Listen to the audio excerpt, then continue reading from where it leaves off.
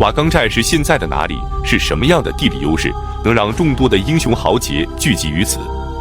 单雄信和徐茂公以及罗士信和秦琼等人是如何来到瓦岗寨的？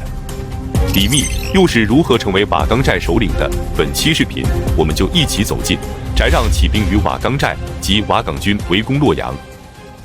瓦岗寨位于现在河南省滑县的瓦岗寨乡。据《左传》记载，公元前502年，齐国出兵鲁国，鲁定公便向晋国求援。之后，晋国和鲁国的大军在瓦地会师，并且顺利地击退了齐军。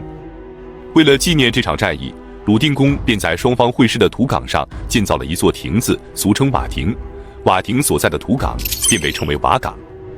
瓦岗地处古黄河的东南岸，北临白马渡口，南与通济渠相望，西边跨过黄河，便于永济渠不过100里之遥，处在南北大运河的喇叭口外侧。加上黄河泛滥所形成的沟壑纵横和图岭起伏，使这里既可以屯兵，又便于出击，成为了军事战略的要冲之地。因此，翟让便将这里作为他的揭竿起义之地。翟让，东郡围城人，即今天河南省滑县人，高车族。他曾在东郡担任法曹，因为小过而被捕入狱，并被判为死刑。幸运的是，狱吏黄居汉认为他非同寻常，决定将他放走。翟让再三拜谢，哭泣着说道：“承蒙您的再生之恩，我才得以幸免。可是我走之后，您怎么办呢？”黄居汉怒斥道：“我之所以解救你，以为你是个大丈夫，能拯救黎民百姓，没想到你怎么像个女子一样哭哭啼啼。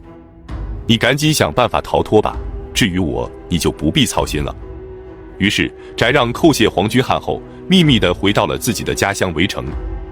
这时，围城的百姓们正在酝酿起义，众人便推举翟让为首领。于是翟让便与哥哥翟弘和侄子翟魔侯等人一起来到了瓦岗，高举起义的大旗。为了聚集武装和防御敌人的进攻，他在瓦岗的四周修筑了方圆20余平方里的宏伟寨墙，这便是历史上著名的瓦岗寨。接着，单雄信和徐世绩也相继前来投奔。单雄信，曹州济阴县人，即今天山东曹县人，他孔武有力，擅长马槊。徐世绩，字茂公，曹州离湖人，即今天山东省东明县人，后来迁居到华州的渭南县，即今天河南浚县东南，出生于富豪之家。他来到瓦岗寨的时候年仅17岁，但已展现出了非凡的谋略和胸怀大志。他对翟让说：“这里是我们的家乡，不能前去侵扰。宋州和郑州毗邻运河，官旅运往不绝，若能在那里截取，便足以自资。”翟让便听从他的建议，在运河边上成功地劫掠了大量的财物以及大批的军械物资，使瓦岗寨的势力迅速壮大，达到了10000余人之众。正是这种智谋和远见，让他后来出将入相。再来看李密。李密从邯郸逃走后，前往平原郡，投奔了叛军头目郝孝德，但郝孝德对他爱答不理，李密便自行离开，前往了淮阳郡。在这里，他隐姓埋名，招收学生讲学，闷闷不乐地过了几个月后，写下了一首五言诗《淮阳感怀》，结果被人告发。淮阳太守连忙派人前去抓捕，李密只能再次逃走，向北而去。途中，他得知自己的学生王伯当聚众起义，便前去投靠。另外，外黄县的王当仁、围城县的周文举、雍丘县的李公义等人也聚集人马，成为了盗贼。李密便在各位首领之间往来穿梭，向他们游说夺取天下的策略，但无人听从。过了许久，有谶言说：“杨氏将灭，李氏将兴。”李密刚好姓李，而且多次化险为夷，众人便认为谶言中所指之人定是李密，因此便逐渐开始敬重于他。李密经过观察，发现众多首领中，翟让的势力最为强大，于是他经过王伯当的介绍，前去拜见翟让。可翟让觉得李密是跟随杨玄感叛乱的朝廷重犯，担心接收他会引来朝廷的重兵围剿，所以左右为难。部下则怂恿他杀掉李密，于是他便将李密关押在军营之外。李密无奈，只能通过王伯当给翟让献计。他说：“现在皇帝昏庸，百姓怨恨，攻打高句丽用光了精锐，和突厥也断绝了友好关系。现在皇帝巡游江南，凭你的雄才大略和精兵强将，只要夺取了洛阳和长安，就能像刘邦和项羽一样夺取天下。翟让听后对李密大为敬重，立即将其释放。接着，他派遣李密去游说周边的小股武装。经过李密的努力，众多小股武装纷纷前来投靠，使瓦岗寨的实力愈发的强大。但是人马多了之后，新的问题出现了，那就是粮草供应不足，仅靠截取漕运已经无法维持军需了。于是李密便对翟让说：“我们现在的人马很多，但粮草不足，长此以往定会人困马乏。等隋朝大军到达后，用不了几天，我们就会失败，不如直接夺取荥阳，占领洛口仓。”翟让听从李密的建议，率军向荥阳进发。荥阳是中原的战略要地，向东是一片平原，向西是虎牢关，虎牢关以西便是隋朝最大的粮仓洛口仓。瓦岗军势如破竹，很快便攻占荥阳郡的诸多县城，准备进逼荥阳城。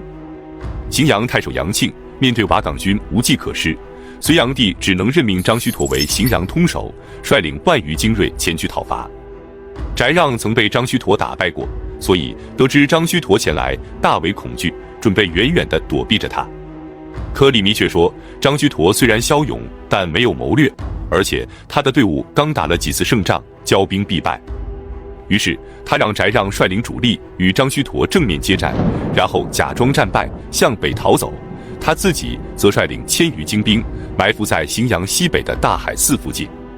张须陀果然上当，率军追击到大海寺以北的树林时，李密的伏兵四起，隋军顿时陷入重围。张须陀为了解救被瓦岗军包围的部下，数次冲入包围圈，最后力竭而死。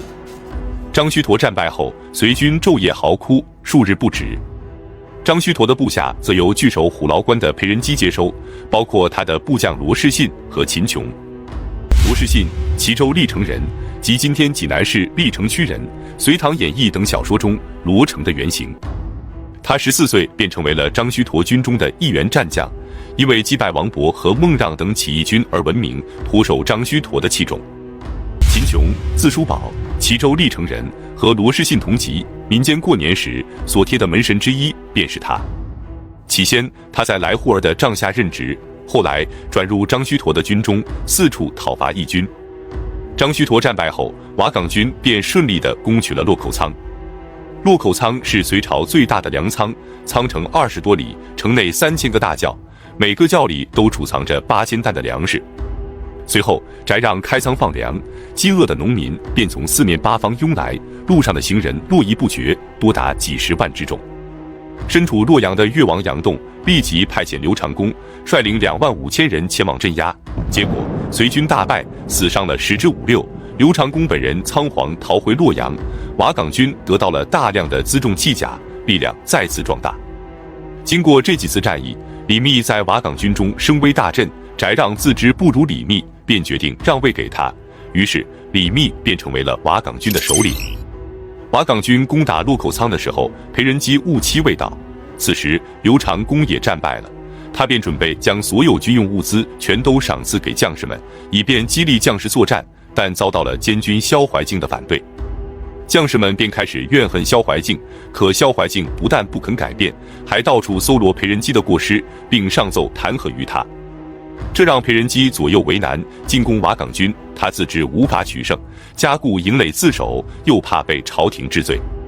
李密得知后，连忙派人前去劝降。